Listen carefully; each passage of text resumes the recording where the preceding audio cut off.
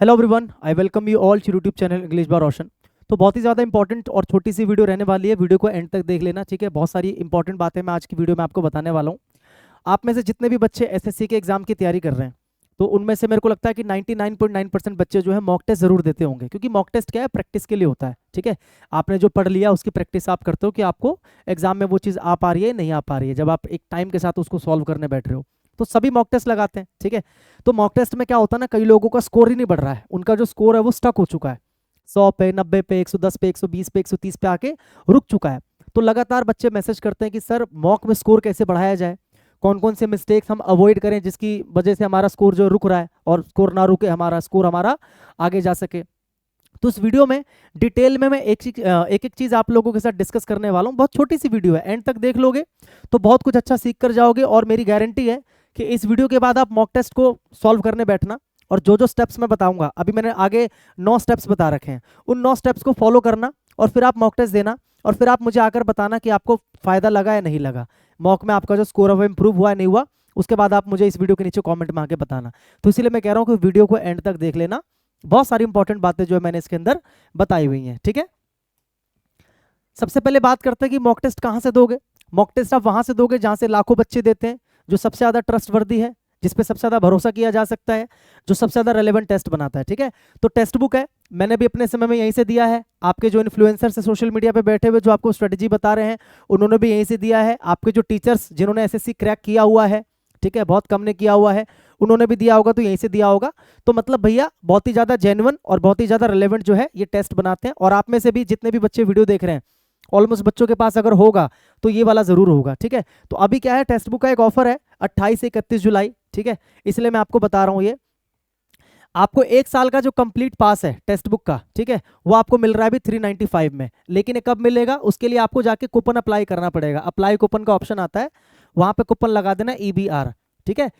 एक ही बार में आपको 395 रुपीज पे करना है और पूरे साल का एक्सेस आपको मिल जाएगा सारे एग्जाम्स का, CGL का, CHSL का, MTS का, कोई सा भी एग्जाम, स्टेनो का, आप कोई भी एग्जाम दो।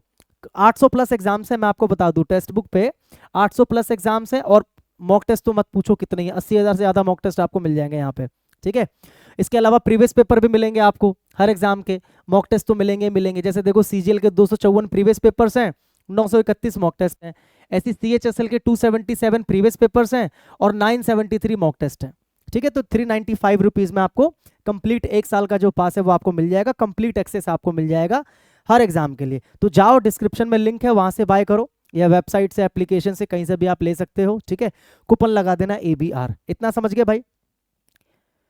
अब बात करते हैं कि मॉक में स्कोर क्यों नहीं बढ़ रहा और स्कोर कैसे बढ़ेगा। तो ये 9 छोटे छोटे पॉइंट्स हैं, बस मैं इन्हीं को डिस्कस करने वाला हूं। अगर आपने इसको ध्यान से सुन लिया आगे आने वाले 10 मिनट में, तो समझो कि काम आपका हो गया, ठीक है। सबसे पहला पॉइंट पढ़ो, क्या लिखा हुआ है। सबसे पहला पॉइंट लिखा हुआ है, complete your syllabus before attempting मॉक्स। अब होता क्या है, बहुत सारे बच्चे मैसेज करते हैं, इंस्टाग्राम पे भी करते हैं, टेलीग्राम पे भी करते हैं, व्हाट्सएप पे भी करते हैं कि भैया मॉक में तो स्कोर ही नहीं बढ़ रहा, भैया मॉक में तो नंबर जो है ना 100 110 पे आके रुक गया है, स्कोर ही नहीं बढ़ रहा है। मैं उनसे पूछता हूँ कि एक बात बताओ, आपका सिलेबस कंप्लीट हो गया? कहते नहीं सर, सिलेबस कंप्लीट नहीं हुआ, अभी अभी सिलेबस 50% या 60% कंप्लीट हुआ है, अभी पूरा कंप्लीट नहीं हुआ। तो कैसे कर पाओगे, स्कोर कैसे बढ़ेगा? एक बात बताओ, जब तक आपने सिलेबस ही कंप्लीट नहीं किया तब तक आप मॉक में स्कोर कैसे बढ़ाओगे? मान लो मॉक के अंदर एक सवाल आ गया ट्रिग्नोमेट्री का, ठीक है, ट्रिग्नोमेट्री का सवाल आ गया और आपने ट्रिग्नोमेट्री पढ़ी नहीं रखा, अभी आपने सिलेबस में ट्रिग्नोमेट्री पढ़ाई नहीं है, तो क्या ट्रिग्नोमेट्री का वो सवाल आप कर पाओगे? नहीं कर पाओगे। और ऐसे ना जाने कितने चैप्टर होंगे जो आप छोड़ के आओगे मॉक में। तो जब तक आप सिलेबस ही कंप्लीट नहीं करोगे, तो तब तक आप कैसे उम्मीद कर सकते हो कि मॉक में आपका बहुत अच्छा वाला नंबर आ जाए? पॉसिबल नहीं है। तो ये तो लॉजिकल सी चीज है कि सिलेबस आपका कंप्लीट होना ही चाहिए। इसीलिए सबसे पहले जो आपका टारगेट होना चाहिए वो होना चाहिए सिलेबस कंप्लीट करने का, कि आप जल्दी से क्या करो, सिलेबस को कंप्लीट करो। उसके बाद आप बेशक मॉक टेस्ट लगाना शुरू करो, और उसके बाद इन जितने भी पॉइंट्स मैंने लिखे हैं इन सब पे आप थोड़ा सा फोकस करना, ठीक है। सेकंड पॉइंट क्या है, learn time management. Time management का होना भैया बहुत ज्यादा जरूरी है, क्योंकि एग्जाम में क्या है ना, आपको यही नहीं पता लग पाता कई सारे बच्चों को कि मैथ्स को, रीजनिंग को, इंग्लिश को, GS को कितना कितना समय दें। अब होगा क्या ना, जैसे वो रीजनिंग को स्टार्ट करेंगे, ठीक है, जैसे मॉक टेस्ट उन्होंने स्टार्ट किया, मॉक टेस्ट स्टार्ट किया, सबसे पहले रीजनिंग को करना शुरू किया। ऑलमोस्ट बच्चे रीजनिंग करते हैं, रीजनिंग में इतने मगन होगा कि रीजनिंग को करने में उन्होंने ले लिए 40 मिनट। अब बच्चे भी 20 मिनट के अंदर 3 सब्जेक्ट निपटा पाओगे? नहीं पॉसिबल है। तो टाइम मैनेजमेंट का होना बहुत ज़रूरी है। तो बैठ के पहले एक स्ट्रक्चर तैयार करना होता है कि मैं किस सब्जेक्ट को कितना टाइम दूंगा। अगर मुझसे पूछोगे, ठीक है, रीजनिंग, मैथ्स, जीएस और इंग्लिश के बारे में अगर मुझसे पूछोगे कि सर कितना कितना टाइम देना चाहिए, ठीक है, या मैं कितना टाइम देता था, तो मेरे हिसाब से रीजनिंग को 20 मिनट्स, मैथ्स को 25 मिनट्स, इंग्लिश को 10 मिनट और जीएस को 5 मिनट। कितना हुआ? 25 5 30 और 10 40 और 20 60, पूरा हो गया ना 1 घंटा। देखो हुआ कि नहीं हुआ? तो आपका टारगेट होना चाहिए कि यार अगर मुझे मैथ्स के 25 सवाल करने हैं तो 25 मिनट का टाइम है मेरे पास, मेरे को 25 मिनट में करना है। मेरे को रीजनिंग को 20 मिनट में किसी भी हाल में खत्म करना है। ऊपर जो घड़ी चल रही होती है ना कोने में, कंप्यूटर के कोने में, उसको भी देखा करो। जैसे ही आपने देखा कि यार 20 मिनट खत्म हो चुके हैं, अब आपको रीजनिंग को छोड़ देना है, आपको आगे बढ़ जाना है, दूसरे सब्जेक्ट पे चले जाना है। फिर लास्ट में अगर आपके पास टाइम बचता है तो वापस से आपको रीजनिंग पे आ जाना है। लेकिन यहाँ पर भी थोड़ी समझदारी। अब मैंने बोल दिया रीजनिंग को छोड़ के चले जाओ, अब आपने मान लो मैथ्स पे चले गए आप, अब आपने देखा यार मैथ्स तो बहुत मुश्किल है, आपसे तो हो ही नहीं पा रहा, तो इससे भला तो रीजनिंग पे आ जाओ वापस। तो वहां पर थोड़ी सी आपको सूझबूझ से काम लेना पड़ेगा कि क्या मेरे को करना है, क्या मेरे को छोड़ना है। आपको अपनी ईगो पर नहीं लेना कि नहीं मैं तो मैथ्स करूंगा ही करूंगा, क्योंकि भाई इसका एक सवाल भी उतना ही नंबर देगा, इसका एक सवाल भी उतना ही नंबर देगा, इसका भी एक सवाल उतना ही नंबर देगा और इसका भी एक सवाल उतना ही नंबर देगा। तो सबकी जो मार्क्स देने की क्षमता है वो बराबर ही है। ठीक है, समझ में आ रहा है? तो टाइम मैनेजमेंट क्या है, बहुत जरूरी है। उसके अलावा क्या है, boost your speed. Third number पे क्या है, बूस्ट योर स्पीड। आपको अपनी स्पीड को बूस्ट करना है। स्पीड को बूस्ट कैसे करना है? अब जैसे आपने टारगेट सेट कर लिया कि मुझे मैथ्स को 25 मिनट में करना है, मैथ्स को मुझे 25 मिनट में करना है, ठीक है, ये सारे मिनट्स हैं। आपने टारगेट बनाया मैथ्स को 25 मिनट, चलो बहुत अच्छा टारगेट बनाया, लेकिन आप पता है सवाल कैसे सॉल्व कर रहे हो मॉक टेस्ट के अंदर? आप ऐसे कर रहे हो, यदि 1 बराबर 1 प्लस 1 अपॉन एक्स और 2 बराबर 1 प्लस 1 अपॉन वाई, ठीक है, तो ऐसा ऐसा करना। ऐसे कर पाओगे? ऐसे 25 मिनट में 25 सवाल तो छोड़ो, 25 मिनट में तुम अगर 10 सवाल भी करेगा तो बहुत बड़ी बात है। ठीक है, तो अपनी स्पीड को बूस्ट करना है। अब सवाल ये आता है कि सर स्पीड को बूस्ट कैसे करें? उसके लिए भाई किसी अच्छे टीचर से मैथ्स अगर आपने पढ़ी हो तो वो आपको चीज़ों के शॉर्ट्स भी तो बताते होंगे, सवालों के शॉर्ट्स भी तो बताते होंगे। तो एग्जाम में आपको शॉर्ट अप्रोच को लेके जाना है। देखो कॉन्सेप्ट जो होता है ना वो सीखने के लिए होता है, कॉन्सेप्ट जो है ना वो जाकर एग्जाम में लगाने के लिए नहीं होता, क्योंकि एग्जाम में आता सबको है, लेकिन एग्जाम क्रैक कौन करता है? जो चीज़ों को जल्दी करना जानता है। और जल्दी कौन कर सकता है? जो कॉन्सेप्ट से ना बल्कि शॉर्ट ट्रिक से वहां पर करना जाने। वो इन केस कभी कभी मान लो आप शॉर्ट ट्रिक भूल गए, तब आपका कॉन्सेप्ट वहां पर काम आएगा। लेकिन एग्जाम में अगर आपको करना है तो आपको छोटे से छोटे अप्रोच को लगाकर क्वेश्चन को सॉल्व करना है। और कैसे स्पीड बूस्ट होती है भाई? मान के चलो मैथ्स का एक क्वेश्चन आ गया जिसमें आपको 26 के क्यूब की आवश्यकता है। अब आप ऐसे बैठ के करने के लिए 26 गुना 26, पहले आपने इसको इससे किया, फिर जो भी वैल्यू आई फिर उसको आपने वापस 26 से गुना किया। क्या कभी आपकी स्पीड इससे बढ़ पाएगी? नहीं बढ़ पाएगी। क्या कभी आप इस टाइम मैनेजमेंट को अचीव कर पाओगे? नहीं कर पाओगे। तो इसीलिए कहते हैं कि जितनी भी चीजें इंपॉर्टेंट है स्पीड को बूस्ट करने के लिए, वो सारी चीजें आपको पहले से पहले याद करनी पड़ती है। जैसे आपको बहुत सारे स्क्वायर्स याद करने हैं, आपको बहुत सारे क्यूब्स याद करने हैं, आपको बहुत सारी ऐसी वैल्यूज होती हैं जो परसेंट में होती है, उनको फ्रैक्शन में चेंज करना होता है। जैसे मैं बोल दूं 11.11%, एक सवाल में आ गया, और आपको अच्छे से पता है कि जब तक आप इसको फ्रैक्शन में चेंज नहीं करोगे, जब तक आप इसको फ्रैक्शन में चेंज नहीं करोगे सवाल नहीं हो पाएगा, और आपको इसको फ्रैक्शन में चेंज करना ही नहीं आ पा रहा। लेकिन बहुत सारे टीचरों ने, मैथ्स के टीचर जिनसे भी आप पढ़ते हो, उन्होंने आपको बहुत सारी इंपॉर्टेंट वैल्यूज लिखवा रखी होंगी कि बेटा ये सारी परसेंट की वैल्यू है, इनका ये फ्रैक्शन होता है, या ये फ्रैक्शन है इनका ये परसेंटेज होता है। तो वो सारी चीजें आपको याद करनी होती हैं। समझ में आ रहा है? मैथ्स में कई सारे फॉर्मूले होते हैं, है ना, वो सारी चीजें आपको याद करनी होती हैं। ज्योमेट्री के अंदर बहुत सारी प्रॉपर्टीज होती हैं, मेंसुरेशन के अंदर बहुत सारे फॉर्मूले होते हैं। तो चीजें जब तक याद नहीं रखोगे तब तक आपकी स्पीड कभी बढ़ेगी नहीं, ध्यान रखना। बहुत आप सुनते हो कि सर कैलकुलेशन की स्पीड कैसे बढ़ाएं, कैलकुलेशन की स्पीड कैसे बढ़ाएं। ऐसे ही बढ़ती है। अगर आपको इसकी वैल्यू पता है, आपको इसकी वैल्यू पता है, तो कैलकुलेशन अपने आप ही आपकी फास्ट हो जाएगी। आप मैथ्स की जितनी ज्यादा प्रैक्टिस करोगे कैलकुलेशन आपकी ऑटोमेटिकली क्या होती जाएगी? फास्ट होती जाएगी। तो तीसरी चीज मैंने क्या बताई? Boost your speed. क्योंकि स्पीड कम होने की वजह से ही आपका मॉक में स्कोर कम हो जाता है, क्योंकि आप सारा पेपर अटेम्प्ट कर ही नहीं पाते। बहुत सारी चीजें ऐसी होती हैं जो आप बाद में देखते हो, यार ये तो मेरे को आता था, यार ये तो मैं कर सकता था, लेकिन फायदा क्या, टाइम तो खत्म हो गया। तो अपनी स्पीड को बूस्ट करो, स्पीड को क्या करो? बूस्ट करो। अगला है लर्न आर्ट ऑफ स्किपिंग। आपको स्किप करना आना चाहिए। मान लो आपके सामने एक मैथ्स का सवाल आ गया, एक रीजनिंग का सवाल आ गया, आपने रीजनिंग के सवाल को देखा, जैसे आजकल आता है ना वो सिटिंग अरेंजमेंट वाला, सिटिंग अरेंजमेंट के आजकल सवाल आते हैं, वो बड़े बड़े से आते हैं, 8-8 लाइन वाले आते हैं, देखे होंगे आपने, इस तरीके से इतना लंबा सिटिंग अरेंजमेंट का है, ठीक है, ये है। तो समझदारी ये कहती है कि अगर आप उसमें बिल्कुल अच्छे हो, अगर आप उसमें एक्सपर्ट हो, अगर आप इसको ऐसे सॉल्व करना जानते हो, तब तो आप जाओ सॉल्व करो, कोई दिक्कत नहीं है। लेकिन अगर आपको थोड़ा सा भी डाउट लग रहा है कि नहीं यार ये नहीं हो पाएगा, तो समझदारी होती है कि उसमें ज़्यादा अपना दिमाग मत लड़ाओ, एक बार पढ़ के देखो और फटाफट से स्किप करो और आगे बढ़ो, क्योंकि अगला क्वेश्चन भी आपको उतने ही नंबर देगा जितना ये देने वाला है।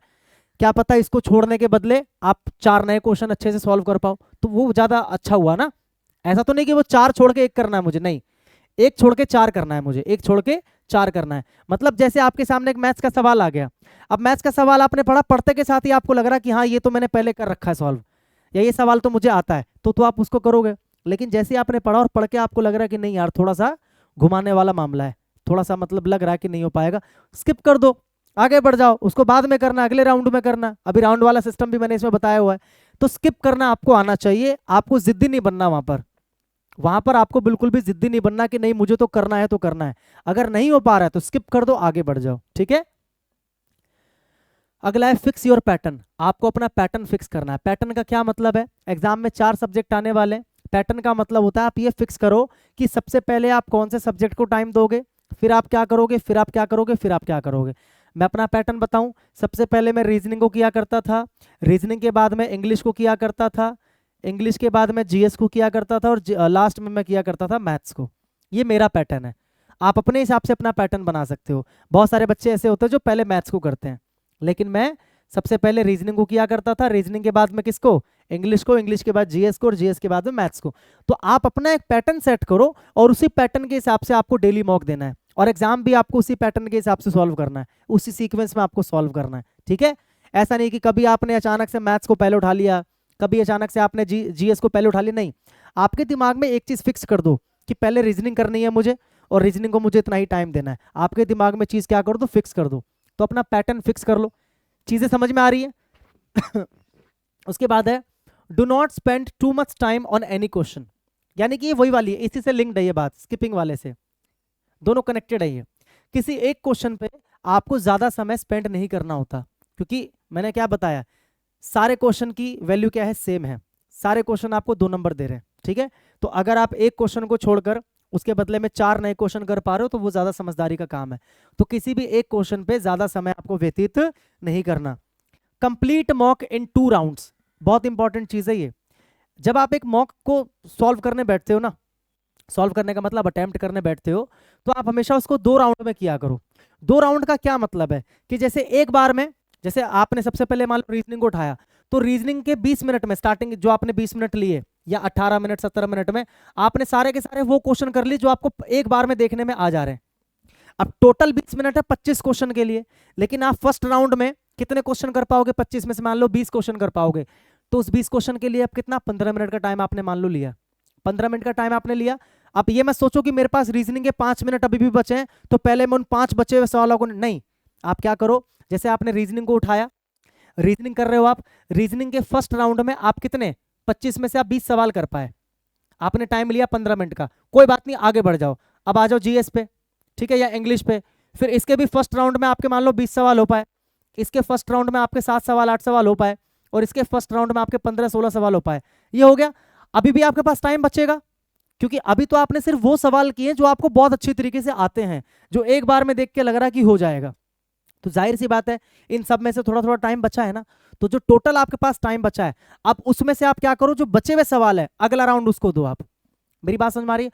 और क्या किया करो, जो जो सवाल आपको लगता है ना कि यार ये अभी तो नहीं हो पा रहा मुझसे, लेकिन मैं इसको अगर एक बार और ढंग से देखूंगा तो मैं कर दूंगा, उसको क्या कर दिया करो, उसको ना वो कर दिया करो, मार्क्ड कर दिया करो उसको। वहां पे मार्क्ड करने का ऑप्शन होता है शायद, जो क्वेश्चन को पर्पल कलर का बना देता है, उससे आप ना इजीली उसको बाद में ढूंढ सकते हो कि ये जो पर्पल वाला क्वेश्चन है मुझे इसको एक बार फिर से देखना है। मेरी बात समझ में आ रही है। 2 राउंड में आपको टेस्ट को सॉल्व करना है। पहले राउंड में क्या करना है, सारे के सारे वो क्वेश्चन कर जाने जो आपको एक बार में देखने में हो जा रहे हैं। जैसे 25 में से मान लो 22 सवाल आपने कर दिए एक ही बार में, यहाँ पर इंग्लिश के 25 में से मान लो आपने 21 सवाल कर दिए, मैथ्स में आपने 18-19 सवाल कर दिए। अब आपके पास टाइम बचेगा, तो जो बचे हुए सवाल है वो बचे हुए टाइम में आपको करने, तो 2 राउंड में आपको सॉल्व करना है पेपर। ऐसा नहीं कि एक ही बार में जिद्दिया बन के, आपको जिद्दी बन के एक ही बार में सारा का सारा उड़ाने की सोचो, नहीं, 2 राउंड में पेपर को सॉल्व करना। Do proper analysis of every mock, जितने भी आप मॉक्स देते हो, मॉक्स को देने के बाद में बैठकर अच्छे से क्या करो, उस मॉक को एनालाइज करो। एनालाइज ये करना होता है, आपको अपनी कमियां देखनी होती है कि यार मेरे रीजनिंग में कितने सवाल ठीक हुए, कितने गलत हुए। अच्छा, जो गलत हुए उनको तो आप एनालाइज करोगे ही करोगे कि क्यों गलत हुए, क्या कॉन्सेप्ट लगना चाहिए था, उसको नोट कर लोगे कॉपी में, ठीक है। इसके अलावा आपको ये भी देखना है, जैसे मान लो मैथ्स का आपने देखा कि यार आपके 23 सवाल ठीक है, 2 गलत है, तो जो 2 गलत है उनको तो आपने मतलब सॉल्व करके देख लिया कि हाँ चलो आगे से अगर ये आएगा तो गलत नहीं करूंगा। अब मान लो कोई सही सवाल भी है ना, तो उसका भी एक बार ऊपर आप देखो, वहां पर ना टाइम शो करता है यहाँ पर कि आपने उस सवाल को करने में कितना समय लिया। एक एक सवाल का अलग अलग से टाइम शो करता है कि जैसे क्वेश्चन नंबर 1 को करने में आपने कितना टाइम लिया, एवरेज लोगों ने कितना समय लिया, आपने ज्यादा समय लिया, कम समय लिया, ये सारी चीजें आती है ना, कि आपने एक क्वेश्चन को करने में कितना समय लिया, एवरेज लोगों से कम लिया, ज्यादा लिया। जैसे मान लो किसी क्वेश्चन का एवरेज टाइम ऊपर शो करता है यहाँ पर, एवरेज टाइम मान लो है कितना 30 सेकंड का, और आपने उसमें 1.5 मिनट ले लिया, तो आप उसको भी एनालाइज करोगे कि यार इसको मैं कैसे 30 सेकंड्स में कर सकता हूँ, ठीक है।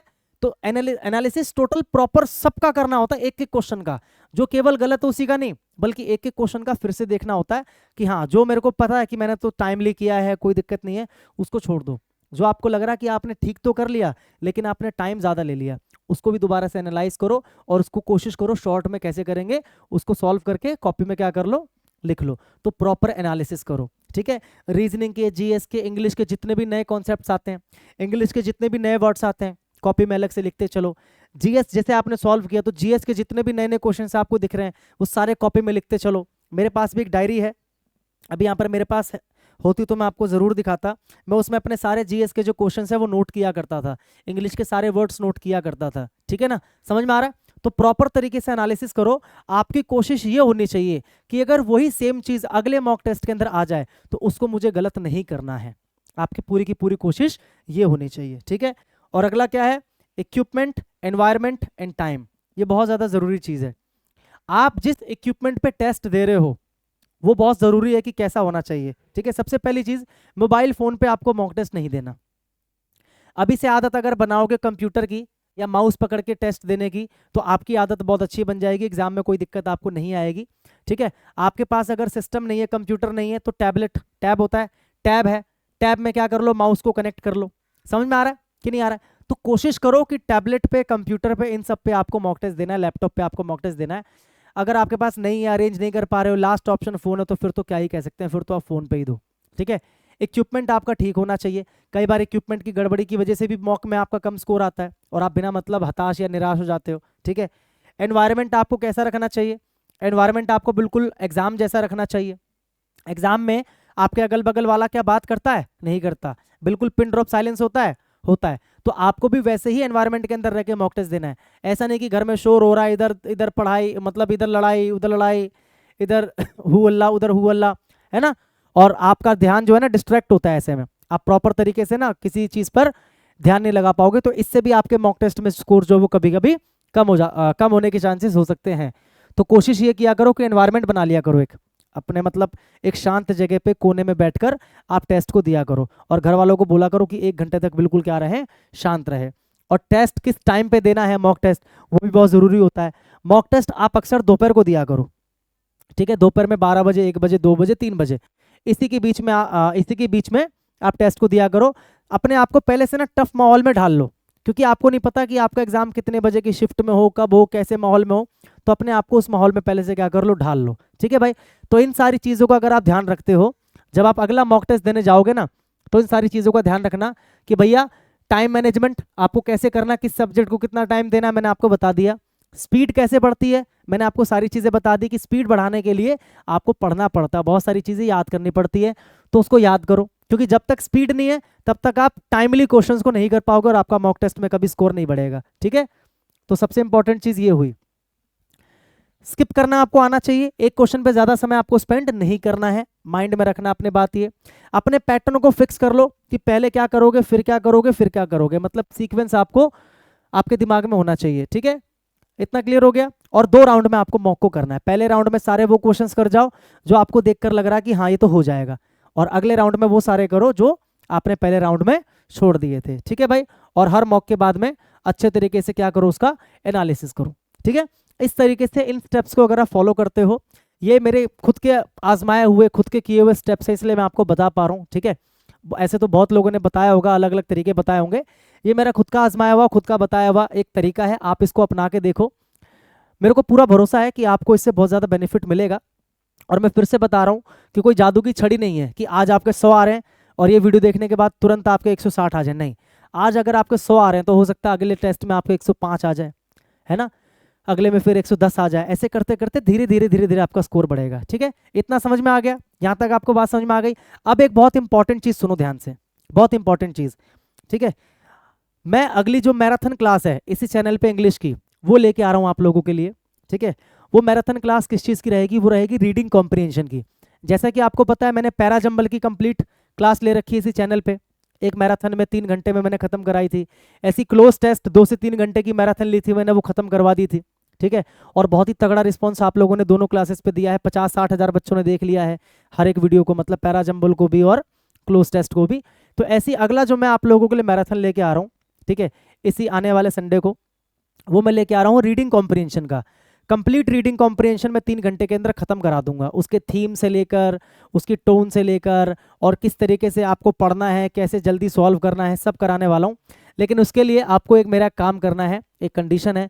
आपको इस वीडियो के नीचे, जैसे मैंने पैरा जंबल में एक शर्त रखी थी, उसमें क्या बोलते हैं, जब मैंने क्लोज टेस्ट वाली क्लास ली थी तो मैंने एक कंडीशन रखी थी कि अगर आपने क्लोज टेस्ट वाली उस क्लास के नीचे 1000 कमेंट कर दिए तो मैं आप लोगों के लिए 120 रूल्स की जो एक सीरीज है वो चलाऊंगा। तो आप लोगों ने 1000 कमेंट कर दिए थे, उस पर जाके देखना क्लोज टेस्ट वाले पे। तो मैंने आप लोगों के लिए स्टार्ट कर दिया था सीरीज 120 इंपॉर्टेंट रूल्स का, 101 कॉन्सेप्ट्स ऑफ ग्रामर का। आपने देखा होगा, बहुत सारी क्लासेस हो भी चुकी हैं। तो इसी अगर आपने इस वीडियो के नीचे 1000 कमेंट्स कर दिए, कमेंट आपको क्या करना है, yes we want, simple, yes we want, ये कमेंट आपको करना है। अगर 1000 कमेंट आपने कर दिए तो मैं इसी संडे को या सैटरडे को आप लोगों के लिए कंप्लीट जो 3 से 4 घंटे की मैराथन है रीडिंग कॉम्प्रिहेंशन की, वो आप लोगों के लिए मैं इसी चैनल पे लेके आऊँगा। ठीक है, और वीडियो को शेयर करना ज़्यादा से ज़्यादा लोगों के पास। ठीक है, और ये जो टेक्स्ट बुक का मैंने बताया, ये लिमिटेड ऑफर है, शायद 2 या 3 दिन के लिए है, देख लेना एक बार। ठीक है, कूपन कोड लगा लेना EBR, ये आपको मिल जाएगा, डिस्क्रिप्शन में लिंक है, वहाँ से जाके भी आप ले सकते हो। ठीक है भाई, तो मिलेंगे आपसे अगली क्लास में, तब तक के लिए सभी को मेरी तरफ से गुड नाइट और जय हिंद।